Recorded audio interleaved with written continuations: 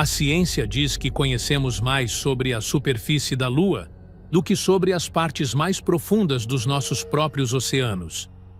O que se esconde na escuridão sob a pressão esmagadora da água? Para os escritores da Bíblia, o mar nunca foi apenas um corpo de água.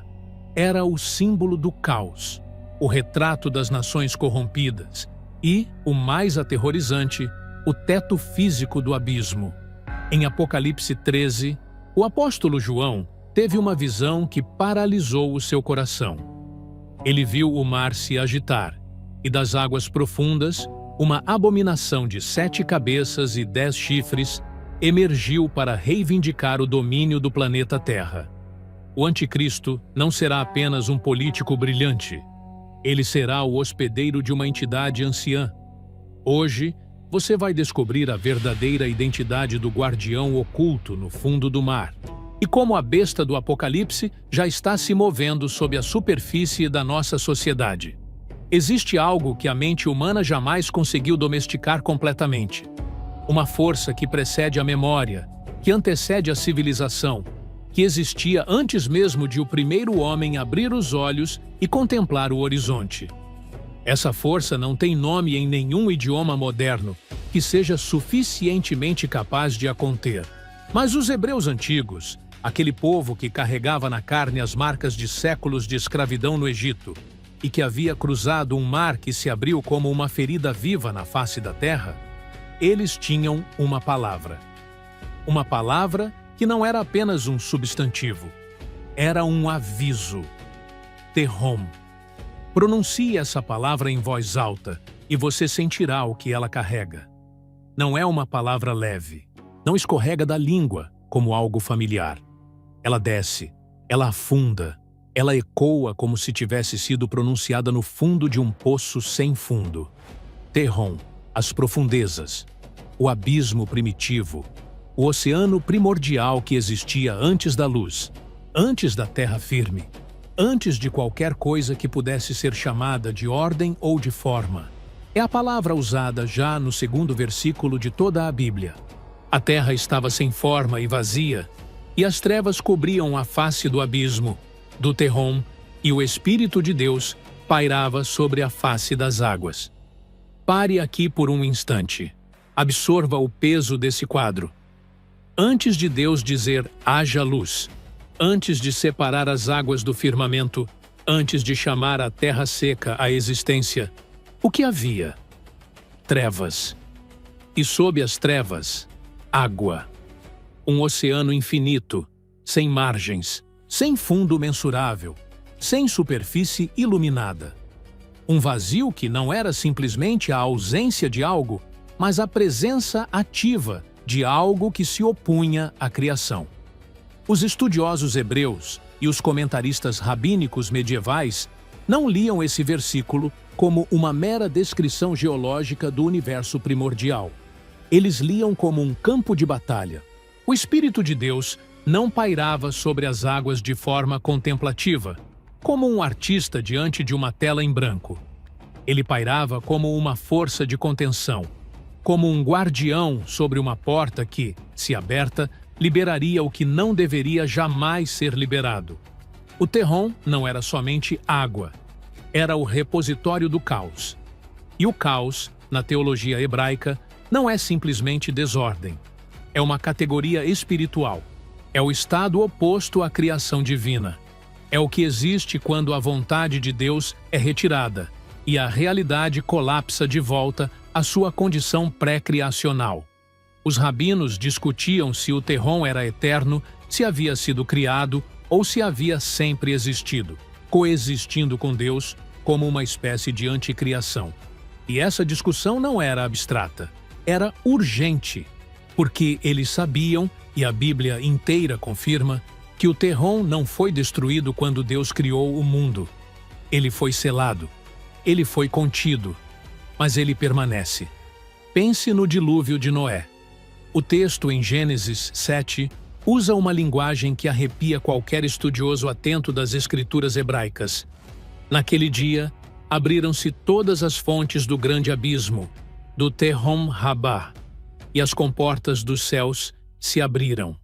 Não foi simplesmente chuva intensa.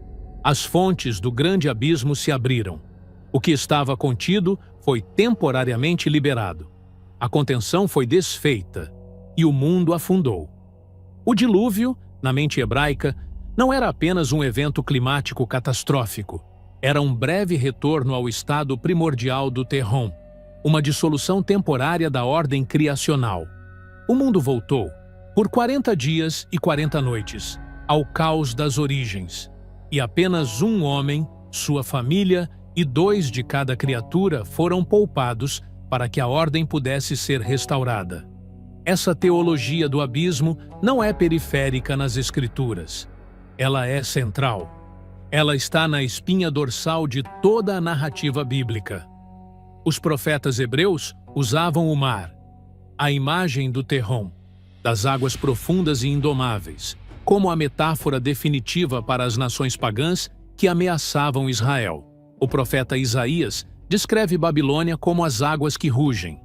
O Salmo 46 fala das nações que se agitam como o mar em tempestade. No livro de Isaías 57, os ímpios são comparados ao mar em fúria, que não pode descansar, cujas águas revolvem lama e lodo. Não é coincidência. Não é metáfora decorativa. É uma declaração teológica precisa. As nações corrompidas pelo pecado, os impérios construídos sobre o sangue e a opressão, os sistemas políticos e religiosos que se erguem contra o Deus do universo, todos eles emanam do mesmo lugar. Todos eles brotam do mesmo repositório espiritual. O Terrom, o abismo, o berço do caos. E aqui, chegamos ao versículo que deveria nos fazer parar de respirar por um momento. No último capítulo do livro do Apocalipse, Apocalipse 21, o capítulo que descreve a nova criação, a nova Jerusalém, a terra nova e o céu novo que Deus vai inaugurar depois que este mundo corrupto tiver chegado ao seu fim. O apóstolo João escreve estas palavras enigmáticas e aterrorizantes em sua profundidade. Vi um novo céu e uma nova terra, pois o primeiro céu e a primeira terra tinham passado, e o mar já não existia. O mar já não existia. Por que João especificaria isso? Por que, no meio de uma descrição de uma nova criação radiante e gloriosa, ele sentiria a necessidade de mencionar especificamente a ausência do mar? Teólogos superficiais respondem: porque na nova terra não haverá mais separação entre continentes, não haverá mais barreiras geográficas. Mas quem estudou a teologia do Terrom, quem leu as Escrituras através dos olhos dos hebreus que as escreveram, sabe que a resposta vai infinitamente mais fundo do que isso. Na nova criação, o mar não existirá porque o Terrom não existirá. O abismo não existirá. O repositório do caos, a prisão das entidades rebeldes, o berço de onde emerge tudo aquilo que se opõe à ordem e à santidade divinas, tudo isso será eliminado permanentemente. Não selado, não contido, eliminado. E quando João diz que o mar não existirá mais, ele está dizendo que nunca mais haverá possibilidade de que uma criatura como a que ele viu emergir do mar em Apocalipse 13 possa existir. Nunca mais haverá um Terrom do qual uma besta possa brotar. A guerra cósmica terá terminado. O caos terá sido eliminado para sempre. Mas antes disso, antes dessa eliminação final, o abismo terá uma última e terrível oportunidade de exercer seu poder sobre a terra dos homens. E o instrumento que ele usará emergirá das profundezas do mar. João estava exilado na ilha de Patmos. Era um homem idoso, o único dos 12 apóstolos originais que havia sobrevivido até aquele ponto sem ser martirizado. Todos os outros tinham morrido. Pedro, crucificado de cabeça para baixo. Paulo, decapitado. André, crucificado numa cruz em forma de X. Tiago, morto pela espada de Herodes. João era o único que restava. E ele estava sozinho numa ilha remota do mar Egeu, banido ali pelo imperador romano Domiciano, que o havia submetido a torturas e que, segundo os relatos dos primeiros pais da Igreja, havia ordenado que João fosse mergulhado em óleo fervente antes de ser deportado para Patmos. E João havia sobrevivido. Impossível pela lógica humana. Impossível pela física do corpo humano. Mas João havia sobrevivido. Esse homem, esse ancião que carregava no corpo as marcas de décadas de perseguição e nas memórias o peso de ter visto o Filho de Deus ser crucificado, foi arrebatado em espírito no dia do Senhor e recebeu a mais devastadora e aterrorizante revelação já concedida a um ser humano. E em determinado momento dessa revelação, algo aconteceu que o fez posicionar-se à beira do mar. As águas estavam agitadas, o vento soprava. E então, o oceano começou a se mover de uma forma que não era natural. Não era uma tempestade, era algo que subia. E eu me pus na areia do mar. Vi subir do mar uma besta com 10 chifres e 7 cabeças. Nos chifres, 10 diademas, e nas cabeças, nomes de blasfêmia. Apocalipse 13. Em 10 chifres, 7 cabeças, diademas nos chifres, nomes de blasfêmia nas cabeças. Essa não é a linguagem de um sonho alucinatório. Essa é a linguagem de um código profético preciso, construído sobre séculos de revelação progressiva. E para entendê-lo completamente, precisamos voltar 5 séculos antes de João, a outro homem que também foi perturbado por uma visão que não conseguia compreender completamente. O profeta Daniel estava na Babilônia. Era um hebreu exilado, servindo na corte do rei mais poderoso do mundo. E certa noite, Daniel teve um sonho que o fez tremer. Ele escreveu em Daniel 7. No meu sonho à noite, vi os 4 ventos dos céus agitarem o grande mar. E 4 grandes bestas saíram do mar, cada uma diferente da outra.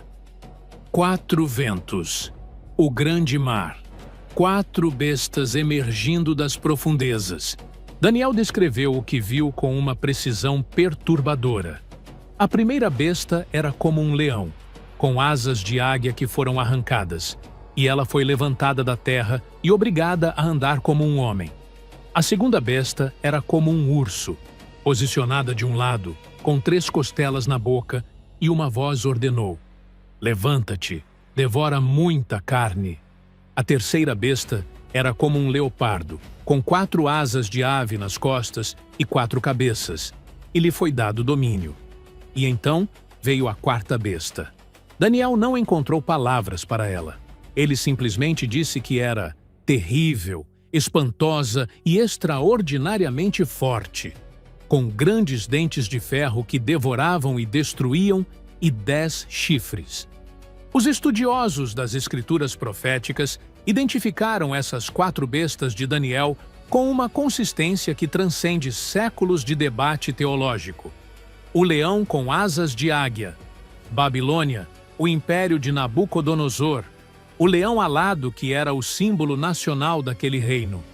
E ainda pode ser visto esculpido nas paredes de museus que guardam artefatos babilônicos. O urso com 3 costelas na boca. A Pérsia, o Império Medo-Persa, que devorou 3 reinos principais em sua expansão: Lídia, Babilônia e Egito. O leopardo com 4 asas e 4 cabeças. Grécia, o Império de Alexandre Magno, que se movia com uma velocidade sobrenatural de conquista e que, após a morte prematura de Alexandre, foi dividido entre seus 4 generais. E a quarta besta, terrível e indescritível, Roma, o império que nenhuma outra imagem animal conseguia capturar, que esmigalhou tudo o que veio antes, que crucificou o Filho de Deus e que destruiu Jerusalém em 70 dos Cristo. Agora volte para a visão de João em Apocalipse 13. João viu uma besta, apenas uma, mas essa única besta tinha o corpo de leopardo, as patas de urso e a boca de leão. Percebeu? João inverteu a ordem de Daniel. Daniel descreveu 4 bestas em ordem cronológica, do passado em direção ao futuro. João descreveu uma besta em ordem inversa, do futuro olhando para trás em direção ao passado. Mas o mais devastador não é apenas a inversão da ordem. É a síntese. A besta que João viu não era um dos 4 impérios. Era todos eles ao mesmo tempo. Em uma única criatura, João contemplou a fusão completa de todo o horror tirânico da história humana. A velocidade de conquista do leopardo, a Grécia que subjugou o mundo mediterrâneo em menos de uma década, a brutalidade esmagadora do urso, a Pérsia que devorou nações inteiras sem pestanejar, a majestade predatória do leão, a Babilônia que se proclamava o centro do universo e que exigia adoração divina para seus reis, e as 10 cabeças e os 10 chifres, Roma e sua evolução em direção a um sistema de poder descentralizado e global, os 10 reinos que emergirão das cinzas do mundo romano, como predisse Daniel no capítulo 2. O anticristo não será apenas um ditador mais cruel do que Hitler. Não será apenas um manipulador mais sofisticado do que Napoleão. Não será apenas um conquistador mais ambicioso do que Alexandre. Ele será todos eles ao mesmo tempo. Ele será a expressão máxima e final de tudo o que a tirania humana e a inspiração demoníaca foram capazes de produzir ao longo de milênios de história. Cada imperador que se proclamou Deus, cada regime que perseguiu os santos, cada sistema que construiu seu poder sobre o sangue dos inocentes, cada filosofia que colocou o homem no trono de Deus. Tudo isso convergirá em uma única pessoa, em uma única entidade, em uma única manifestação do que o Terrom, o abismo, é capaz de produzir quando finalmente lhe é permitido emergir. E há um detalhe na visão de João que frequentemente passa despercebido na leitura apressada, mas que é, talvez, o mais aterrorizante de todos. João não apenas viu a besta, João viu quem a enviou. O dragão lhe deu o seu poder, o seu trono e grande autoridade. Apocalipse 13, 2. O dragão. João já havia descrito o dragão em Apocalipse 12 com detalhes que não deixam margem para a interpretação. O grande dragão, a antiga serpente, que se chama Diabo e Satanás, o sedutor de todo o mundo. Esse ser, que foi criado como o mais glorioso dos anjos e que se corrompeu por um orgulho que desafiou o próprio Deus, que seduziu 1/3 dos anjos celestiais a se rebelar, que entrou no jardim do Éden como uma serpente para destruir a humanidade ainda em seus primeiros dias. Esse ser que foi expulso do céu como um raio, que tem guerreado contra a humanidade e contra os propósitos de Deus por toda a extensão da história humana, que tentou o próprio Jesus Cristo no deserto e ofereceu todos os reinos do mundo em troca de um único ato de adoração. Esse ser finalmente terá a oportunidade que aguardou por milênios.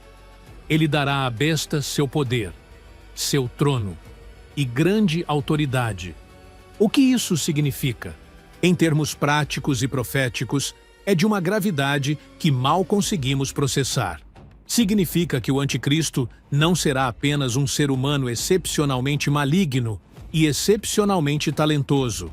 Será um ser humano que funcionará como hospedeiro, como veículo, como encarnação dos poderes do reino das trevas, que o próprio Satanás canalizará para ele de forma direta e sem precedente.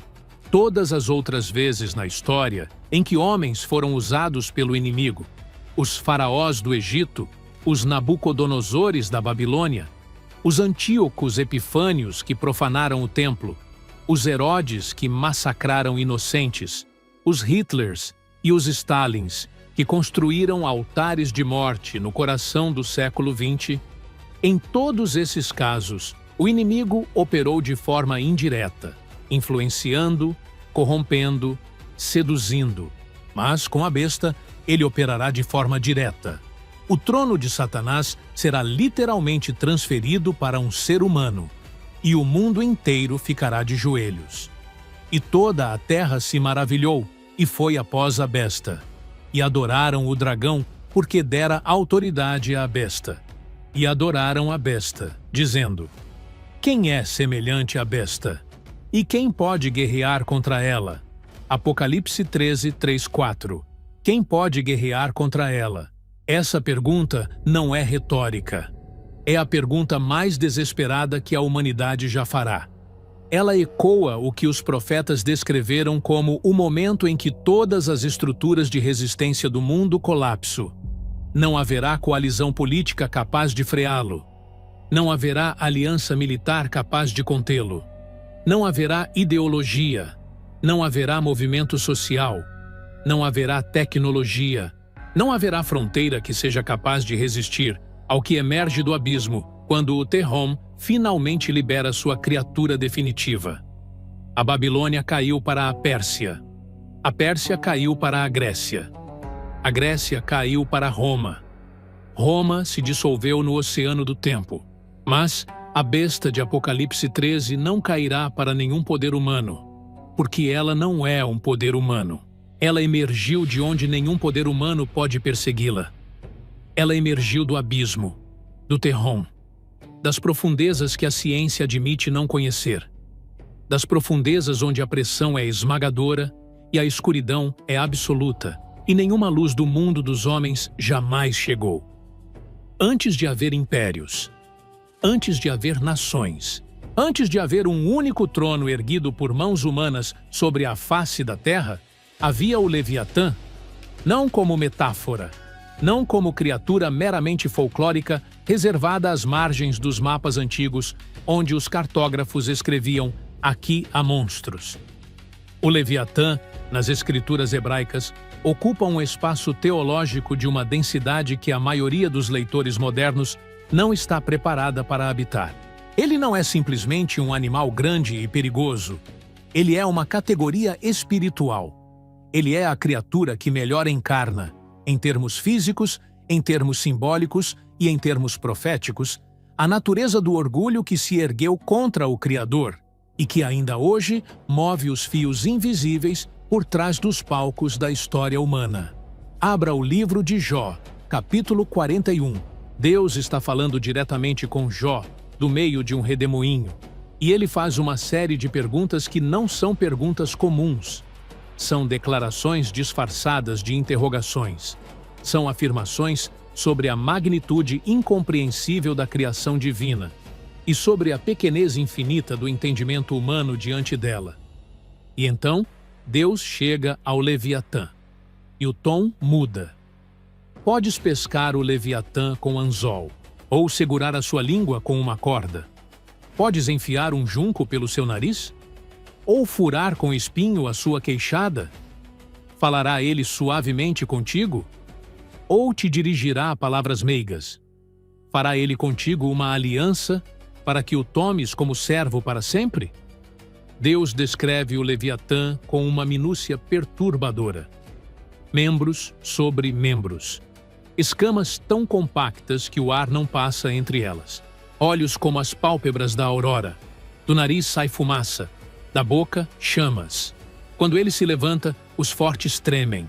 Espadas não o alcançam. Lanças não o ferem. Setas não o fazem recuar. Pedras de fundas são para ele como palha. O ferro é para ele como palha. O bronze como madeira podre. Ele não foge de nada. Ele não tem medo de nada. Ele reina sobre tudo o que há de orgulhoso sobre a terra. E então, Deus pronuncia a sentença final sobre essa criatura. Ele é o rei sobre todos os filhos da soberba. O rei sobre todos os filhos da soberba. Isso não é uma descrição zoológica. É uma declaração de posição espiritual. O Leviatã, seja interpretado como criatura física real ou como símbolo espiritual de uma realidade que transcende o mundo material, e os melhores teólogos de todas as eras defendem que é ambos simultaneamente. É a personificação do princípio que primeiro corrompeu o universo criado. O orgulho que diz, não vou servir. O orgulho que olha para o trono de Deus e diz, mereço sentar ali. O orgulho que preferiu o abismo ao serviço e a destruição à submissão. E o profeta Isaías, no capítulo 27, recebe uma palavra sobre o destino final dessa criatura que responde à terrível descrição de Jó com uma promessa que deveria encher cada coração humano de um alívio que transcende a compreensão. Naquele dia, o Senhor castigará com a sua espada dura, grande e forte, o Leviatã, a serpente fugitiva, e o Leviatã, a serpente tortuosa, e matará o dragão que está no mar. Naquele dia, o dia que ainda está por vir, o dia que as Escrituras proféticas descrevem como o fim de todas as coisas e o começo de algo para o qual a linguagem humana ainda não encontrou palavras adequadas. Naquele dia, a espada de Deus descerá sobre o Leviatã, sobre a serpente, sobre o dragão que está no mar. O dragão que está no mar. Agora, conecte. O dragão de Apocalipse 12. Satanás, a antiga serpente, e o dragão do mar de Isaías 27. O Leviatã do abismo de Jó 41. E a besta que sobe do mar, em Apocalipse 13. Não são figuras separadas, habitando compartimentos isolados da literatura profética. São faces diferentes de uma mesma realidade espiritual, revelada progressivamente ao longo de séculos, como um mosaico que só revela sua imagem completa quando você recua o suficiente para ver o quadro inteiro. E a imagem completa é esta: o Leviatã, esse príncipe do orgulho, esse rei dos filhos da soberba, esse guardião das profundezas que o próprio Deus descreveu com a densidade de um rei indomável. É a força espiritual que habitará, que animará, que será a besta do Apocalipse no momento de sua plena manifestação. Mas aqui chegamos ao detalhe mais perturbador de toda a narrativa de Apocalipse 13. O detalhe que transforma uma análise profética abstrata em algo imediato, visceral e aterrorizantemente concreto. A besta começa como um homem. Isso é fundamental.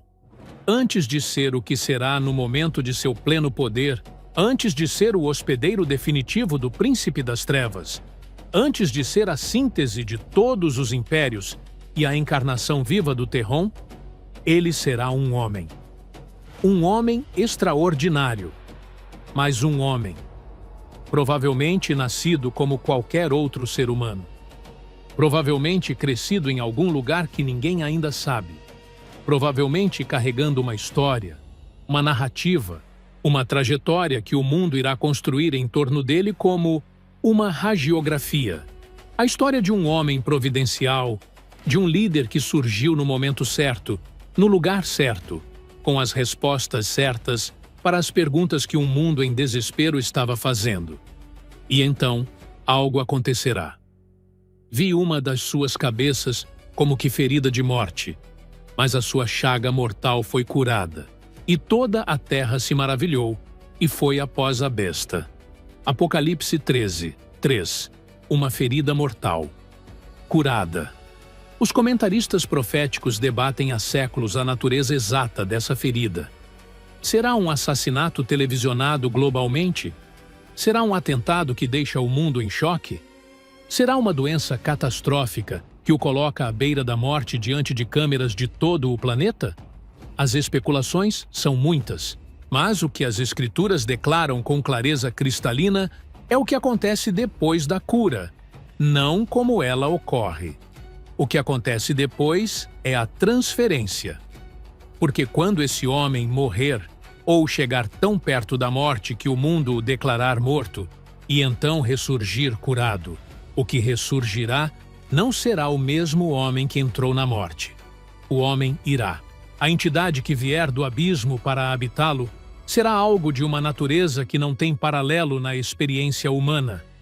O Leviatã, o dragão que está no mar, o príncipe da soberba que aguarda há milênios o seu momento de ocupar um trono terreno de forma plena e direta, entrará. E o mundo, que terá assistido à morte e à ressurreição, não interpretará isso como possessão. Interpretará como milagre. Interpretará como confirmação divina. Interpretará como a prova definitiva de que aquele homem é de fato extraordinário, de fato escolhido, de fato o Salvador que o mundo estava aguardando. A cura da ferida mortal não será apenas um evento político. Será o evento religioso mais impactante da história humana desde a ressurreição de Cristo. E será uma paródia deliberada e calculada exatamente disso.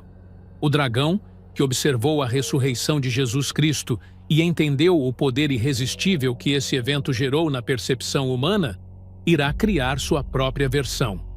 Sua versão falsa, sua versão sombria, sua ressurreição emergida não da luz do jardim vazio, mas das profundezas do abismo onde o Leviatã habita.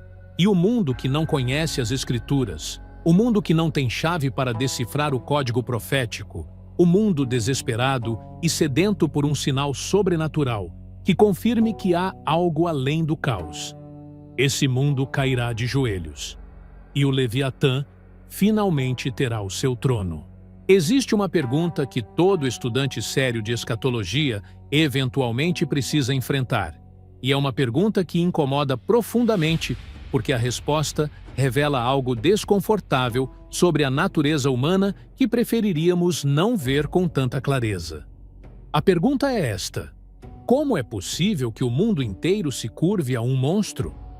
A resposta honesta e devastadora é: porque ele não parecerá um monstro. Nunca na história humana um tirano se apresentou ao mundo como tirano. Hitler não subiu ao poder prometendo campos de extermínio. Stalin não ganhou o coração da revolução prometendo gulags. Pol Pot não mobilizou uma nação prometendo pilhas de crânios nos campos da morte. Eles prometeram a mesma coisa que todos os outros prometem. Prometeram ordem. Prometeram prosperidade. Prometeram grandeza. Prometeram que os problemas que torturavam a vida do homem comum finalmente encontrariam solução, que o caos seria domado, que o futuro seria melhor do que o presente. E o mundo acreditou. E enquanto acreditava, o abismo avançava. Mas o anticristo não será apenas um Hitler mais carismático ou um Stalin mais sofisticado. Ele operará em uma escala, com recursos e com uma capacidade de engano que tornam todas as tiranias anteriores da história humana como ensaios amadores de um espetáculo para o qual a humanidade ainda não havia desenvolvido a sofisticação suficiente para ser o público-alvo. Pense no estado do mundo que o precederá. As escrituras proféticas e os próprios sinais que Jesus descreveu em Mateus 24 pintam o cenário com precisão. Guerras e rumores de guerras. Nação se levantando contra nação e reino contra reino. Fome, pestilência. Terremotos em vários lugares.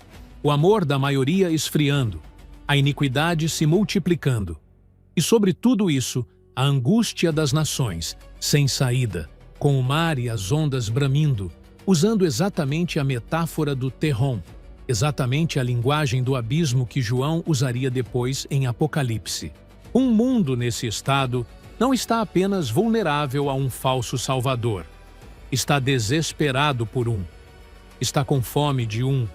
Está disposto a abrir mão de liberdades que levaram séculos para ser conquistadas em troca da promessa de segurança. Está disposto a ignorar sinais de alerta que, em tempos de estabilidade, seriam inaceitáveis. Está disposto a entregar sua autonomia, sua consciência e, eventualmente, sua adoração a qualquer pessoa que apareça com respostas convincentes o suficiente para o caos que já não suporta mais carregar. E então, ele chegará. Não com ameaças, com soluções. A primeira coisa que a besta fará, antes da imposição da marca, antes da perseguição dos santos, antes de qualquer demonstração de seu verdadeiro caráter, será resolver crises que pareciam insolúveis. A crise econômica que havia destruído a classe média em todo o planeta terá uma resposta. O conflito do Oriente Médio, que sangrava há décadas, terá um acordo. A crise de identidade civilizacional, que havia fragmentado o Ocidente em tribos ideológicas irreconciliáveis, terá um discurso unificador. E o mundo, exausto de décadas de polarização e desespero, respirará fundo e dirá: finalmente, chegou alguém que sabe o que está fazendo. E Daniel 8, 25. Registra com uma frieza profética que corta como uma faca. Pela sua astúcia, fará prosperar o engano na sua mão. O engano prosperará, não às escondidas, em plena luz do dia. Prosperará porque o mundo não terá as ferramentas espirituais para reconhecê-lo como engano.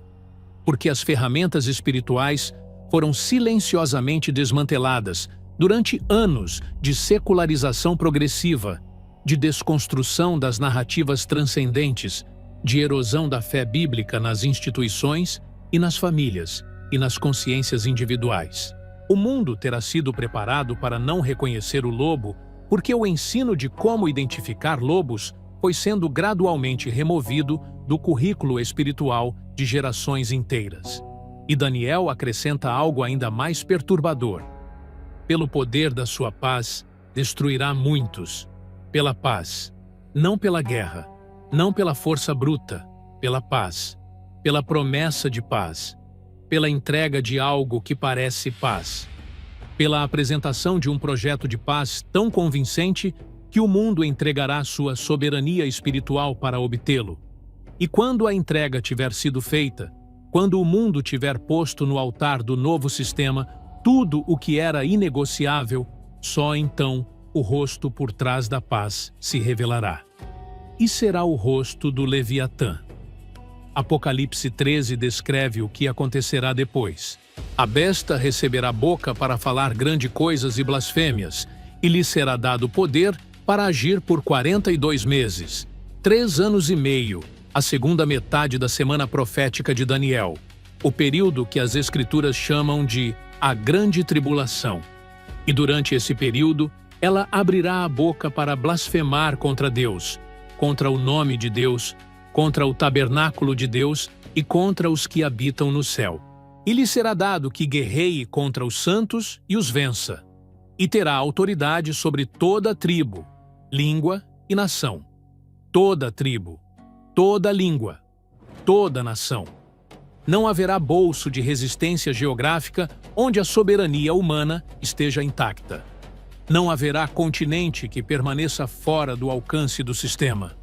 Não haverá cultura suficientemente isolada para não ter sido penetrada. E todos os que habitam na terra a adorarão, exceto aqueles cujos nomes estão escritos no livro da vida do Cordeiro, que foi morto desde a fundação do mundo. Esse é o único critério de resistência que Apocalipse oferece. Não inteligência suficiente. Não sofisticação política suficiente. Não acesso a informações privilegiadas suficiente. O único critério é o nome escrito no livro da vida do Cordeiro. Pertencer ao Cordeiro. Conhecer o pastor. Reconhecer a voz que chama pelo nome. A voz que é diametralmente oposta à voz que emerge do abismo. E é aqui que o documentário precisa parar. Precisa parar porque o que foi dito até este momento não é entretenimento. Não é teoria conspirativa sofisticada. Não é especulação religiosa de bordas. É a revelação que Deus concedeu ao homem sobre o que está por vir, registrada com uma precisão que somente pode ser explicada por uma mente que não está limitada pelo tempo e que conhece o fim desde o princípio. E se essas coisas são verdadeiras, e a profecia cumprida ao longo de séculos dá razões poderosas para crer que são, então a questão mais urgente não é teológica, é pessoal. Onde você estará quando o mar se agitar? Pai, neste momento eu quero parar e orar.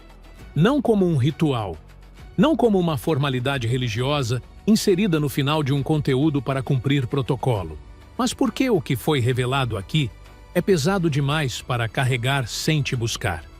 Porque a magnitude do que está por vir e a sutileza com que virá é grande demais para que qualquer mente humana navegue sozinha, sem o teu espírito como bússola.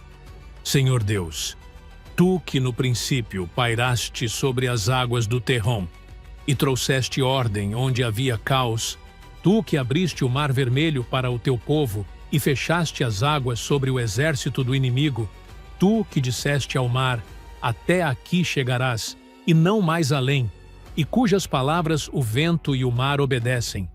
Nós nos posicionamos hoje debaixo da tua soberania sobre as profundezas. Senhor, afina a nossa visão espiritual. Vivemos em um tempo em que os falsos salvadores se multiplicam, em que rostos carismáticos prometem soluções para crises reais com autoridade que parece genuína e com resultados que parecem milagrosos, em que a sedução do poder político e da estabilidade econômica é apresentada como equivalente à salvação, e em que gerações inteiras foram treinadas para buscar a sua redenção nos bastidores de parlamentos e nos corredores de fóruns econômicos internacionais, ao invés de nos teus pés. Espírito Santo, aguça em nós o discernimento que não pode ser treinado em seminários ou adquirido por acúmulo de conhecimento teológico. O discernimento que é teu dom. O discernimento que reconhece a voz do pastor e foge da voz do estranho. O discernimento que sente a diferença entre a paz que o mundo oferece, que é sempre temporária, sempre condicionada, sempre com cláusulas no contrato, e a paz que tu dás, que excede todo entendimento e que guarda os corações e as mentes em Cristo Jesus. Protege-nos, Senhor, da sedução das soluções que dispensam a cruz. Porque o anticristo resolverá problemas reais, e isso é exatamente o que tornará o engano tão eficiente. Ensina-nos a perguntar não apenas "isso funciona?", mas de onde isso vem e a que custo? E quem está no trono desta solução? Firma-nos na rocha que é Cristo, não na rocha da tradição religiosa que se adapta aos ventos culturais, não na rocha da experiência emocional que sobe e desce com as circunstâncias, não na rocha do conhecimento doutrinal que se orgulha de si mesmo, mas não tem raízes no amor, na rocha viva que é Jesus, o mesmo ontem, hoje e para sempre. O Cordeiro que foi morto desde a fundação do mundo, o que tem as chaves da morte e do Hades, o que era e que há de vir. Porque quando a tempestade do anticristo se levantar do mar das nações, quando as águas do Terrom finalmente entregarem a sua criatura definitiva ao palco da história, quando o mundo inteiro se maravilhar e perguntar quem pode guerrear contra a besta, que a nossa casa permaneça inabalável. Não porque somos fortes, mas porque ela foi edificada sobre a rocha que o abismo não pode tocar, que o Leviatã não pode engolir, que a boca da besta não pode devorar, que o livro da vida do Cordeiro seja o único documento que importe quando os sistemas deste mundo exigirem seus próprios registros e suas próprias marcas de lealdade, e que o nosso coração seja capaz de dizer, com a clareza de quem conhece o pastor e reconhece a sua voz acima de todos os outros ruídos: quanto a mim e a minha casa, serviremos ao Senhor. Em nome de Jesus, amém. A besta do Apocalipse está aguardando o seu momento de emergir do abismo para corromper a humanidade final. Mas a verdade é que o mal já tentou infectar a genética humana no passado, e as águas do dilúvio foram enviadas para apagar esse erro. Mas e se a Bíblia esconder uma pista aterrorizante? E se a água não foi suficiente? A ciência moderna e a arqueologia acabam de encontrar evidências chocantes de que os gigantes de Gênesis 6 não desapareceram. Clique no vídeo que está na sua tela agora. Cientistas provam: os Nefilim sobreviveram ao dilúvio. Você não vai acreditar em como o DNA deles voltou. Compartilhe esse vídeo e inscreva-se no canal para revelar a verdade oculta.